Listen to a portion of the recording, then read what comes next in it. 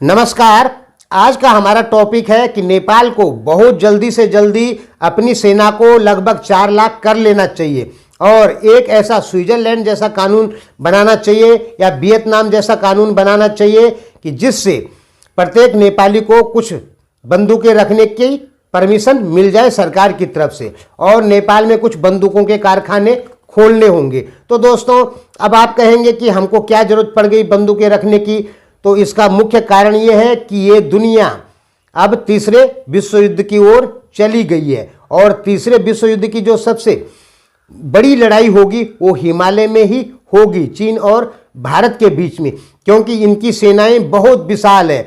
चीन के पास भी 40 लाख से ज़्यादा आर्मी है एक्टिव, रिजर्व और पैरामिलिट्री फोर्स को मिला के, और भारत के पास भी 40 लाख से ज़्यादा है। ठीक है, तो सबसे जो बड़ी टक्कर होगी वो यहीं पर होने वाली है, हिमालय में ही। साउथ चाइना सी में जो होगी वो केवल एयर स्ट्राइक होंगी वहाँ पे ज़्यादा।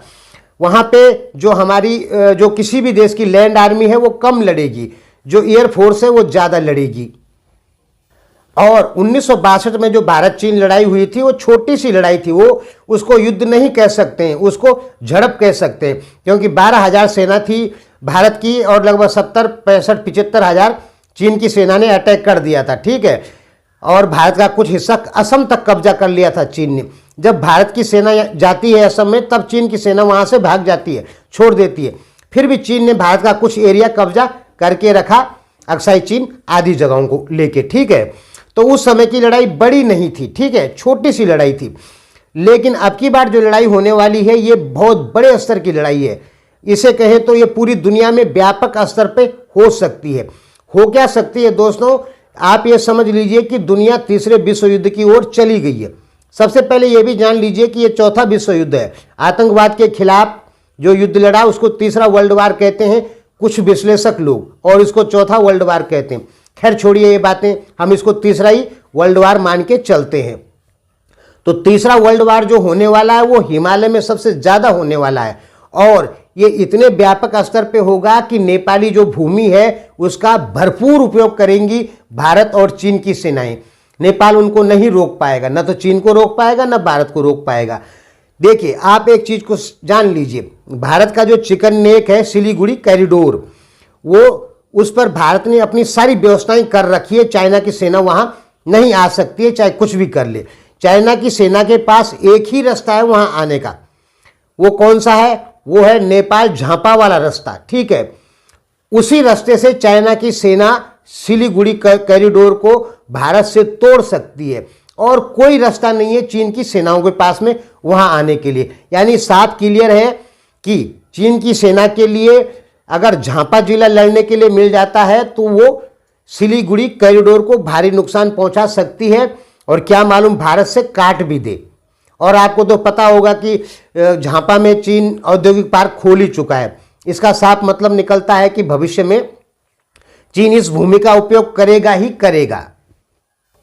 अब नेपाली सेना चीन का साथ देगी, शायद ऐसा भी लग रहा है, यदि कम्युनिस्टों का शासन तब तक आ गया तो।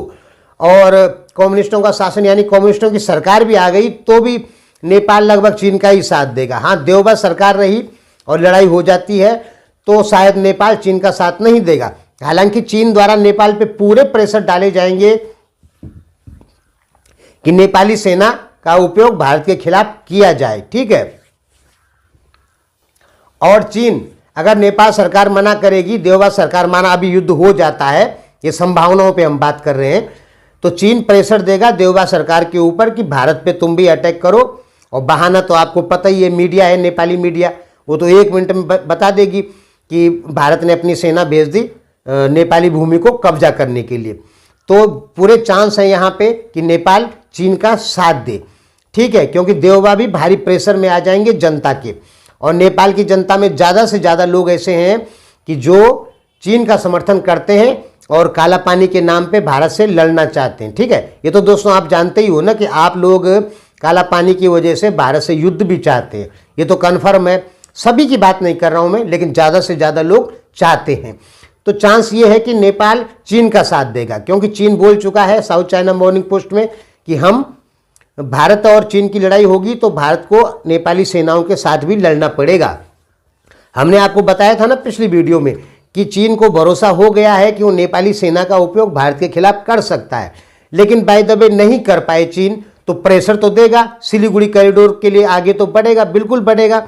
जो ये आपका हुमला जहां पे कब्जा चीनी सेना का है, वो असल में नेपाली भूमि कब्जा करने की साजिश नहीं है, उसमें साजिश है भारत को काउंटर करने के लिए, क्योंकि भारत उस जगह पे अटैक नहीं कर सकता है, क्योंकि वो ज़्यादा से ज़्यादा नेपाली भूमि में पड़ता है, उसके अंदर चीनी सेना रहेगी, इतनी बड़ी बड़ी बिल्डिंगें बना रखी है, तो उस जगह पे चीन की सेनाएं रहती हैं, तो वो सुरक्षित हैं, उन पर भारत निशाना नहीं साध सकता है, ठीक है।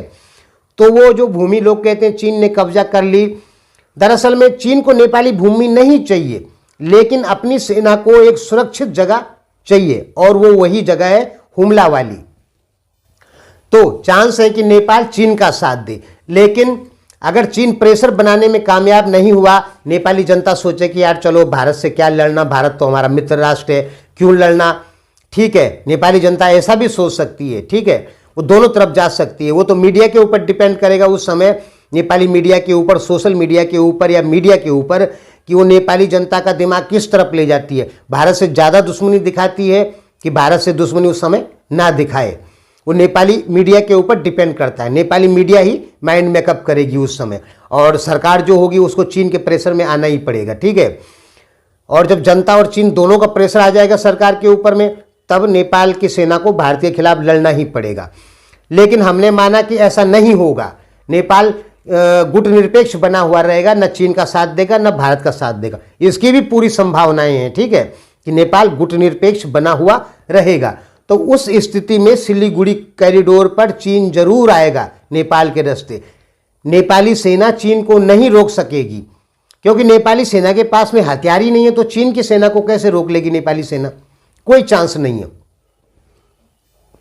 देखिए 1.5 लाख गोरखा जो है वो 3 लाख चाइनीज सैनिकों के लिए भारी पड़ेंगे, यानी चाइनीज सैनिकों की अपेक्षा 1.5 लाख गोरखा से लड़ने के लिए चाइना को 3 लाख अपनी सेना लानी पड़ेगी, अगर बराबर हथियार होते हैं दोनों देशों के पास तो। लेकिन यहाँ प्रॉब्लम है कि नेपाल के पास तो हथियार ही नहीं है, आप किस चीज़ से लड़ेंगे, उनकी ऑटोमेटिक जो बंदूकें हैं, राइफल हैं, उनसे नहीं लड़ पाएंगे। आपके पास ज़्यादा से ज़्यादा सेकेंड वर्ल्ड वार की बंदूकें मौजूद हैं, कुछ 84-85 तोपें हैं जो हाथ से खींचने वाली हैं। आप चाइना की सेना से नहीं लड़ सकते हैं, और भारत की सेना से भी नहीं लड़ सकते हैं, क्योंकि भारत और चीन की सेना में अत्याधुनिक हथियार हो गए हैं।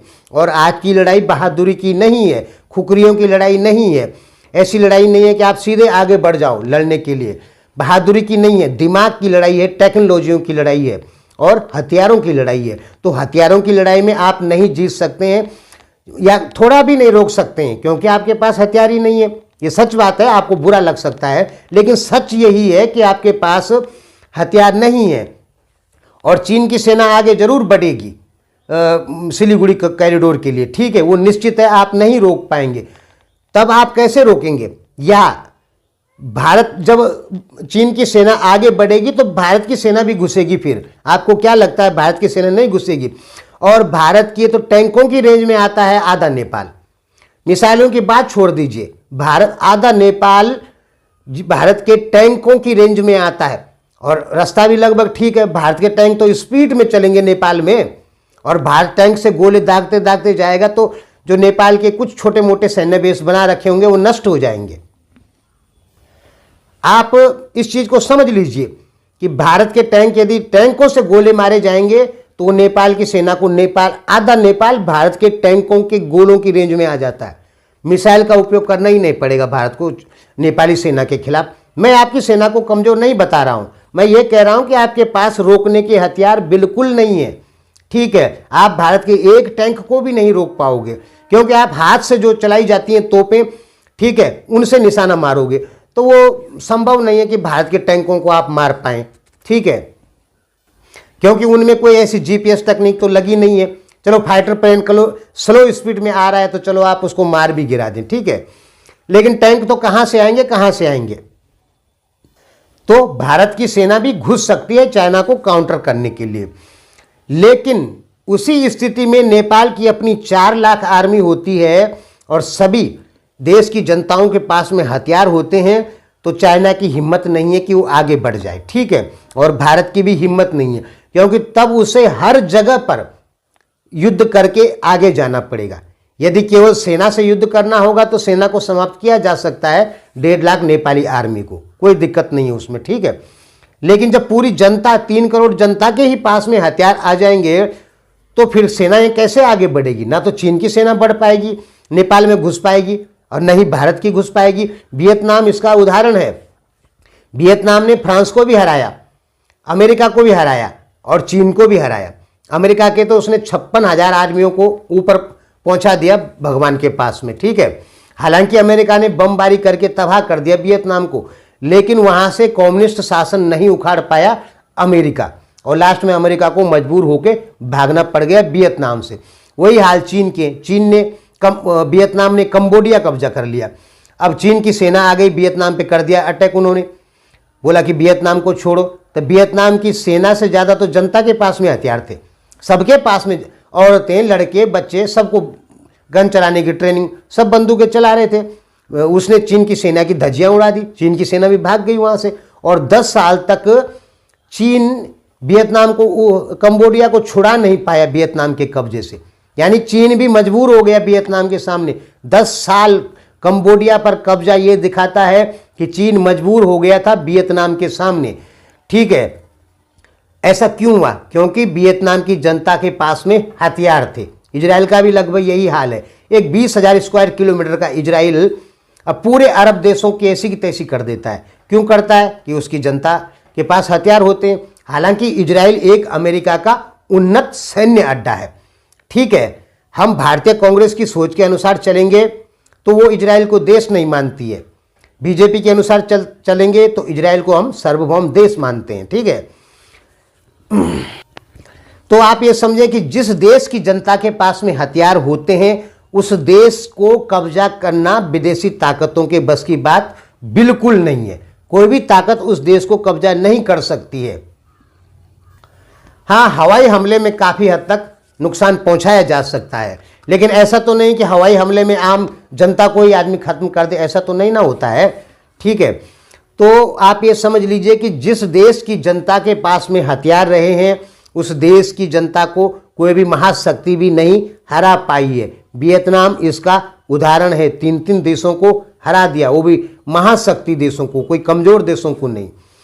तो नेपाल को भी अपने कानून में कुछ संशोधन लाने पड़ेंगे जिससे कुछ बंदूक की कंपनियां खुल जाए, प्रत्येक नेपाली को हथियार रखने की इजाज़त हो, क्योंकि नेपाल उस जगह पर बना हुआ है, क्या बोलते हैं आप लोग, 2 ढूंगा का तरुल, ठीक है, नेपाली में कहा जाता है।